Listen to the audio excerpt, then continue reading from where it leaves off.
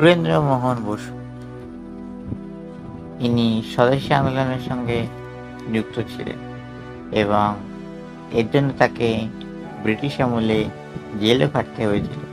তিনি জেলে বসেই জানতে পেরেছিলেন যে ভারতীয় সৈন্যদের সঙ্গে ব্রিটিশরা কিরকম আচরণ করছে, কারণ ভারতীয়রা ব্রিটিশদের হয়ে অংশ নিয়েছিলেন বিশ্বযুদ্ধে।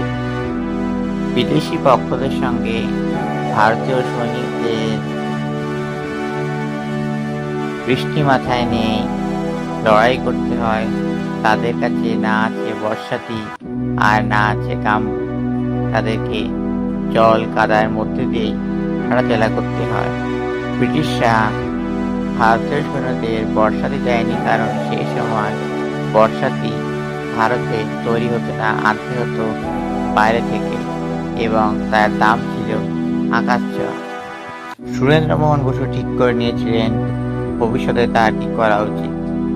তিনি ছিলেন বার্কেল ও স্ট্যানফোর্ড ইউনিভার্সিটির প্রাক্তন।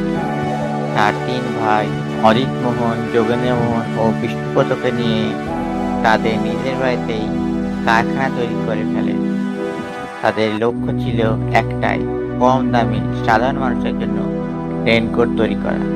1920 সালে সুরেন্দ্রমোহন বসুর মাথায় ডাক ব্যাগ হঠাৎ প্রথম আসে এবং এটি ছিল তার কোম্পানির নাম।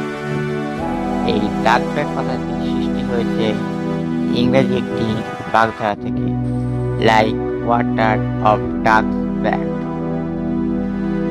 হাঁস সারাক্ষণ জলে থাকে, কিন্তু জল থেকে উঠে পালক ছেড়ে ফেললে তার মধ্যে জলের লেশ মাত্র পাওয়া যায় না। কোম্পানিটি তৈরি হয় ব্রিটিশ ভারতে এবং এই সমস্ত পরিকল্পনা ঠিক করেন সুরেন্দ্রমোহন বসু জেলে বসে। 1940 সালে ডাক ব্যাগের নতুন নাম হয় বেঙ্গল ওয়াটারপ্রুফ লিমিটেড, কিন্তু ততদিনে ডাক ব্যাগ বাজারে খ্যাতি অন্যতম।